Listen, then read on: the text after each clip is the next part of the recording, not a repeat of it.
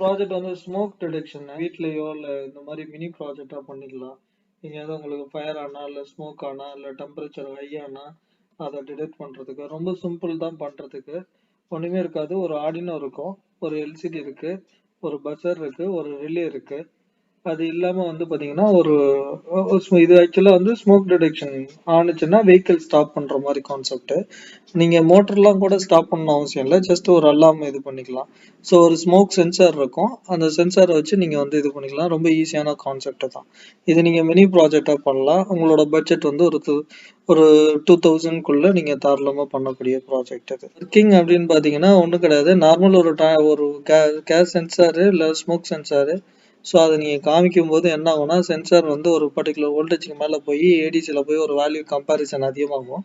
அந்த value comparison அதிகமானதுக்கு அப்புறம் பார்த்தீங்கன்னா உங்களோட வேல்யூ வாங்கி ரீட் பண்ணுறாங்க, எவ்வளோ ஸ்மோக் லெவலும் இதுன்றது. ஸோ ஒரு ஒரு ஒரு ரிலே ஆன் பண்ணி ஒரு மோட்டரை வந்து நம்ம ஸ்டாப் பண்ணுறோம். ஸோ ரிலே ஆன் ஆகுது, அதில் எல்இடி எரியுது. ஸோ மோட்டர் வந்து ஸ்டாப் ஆகிடுது. ஓகேங்களா?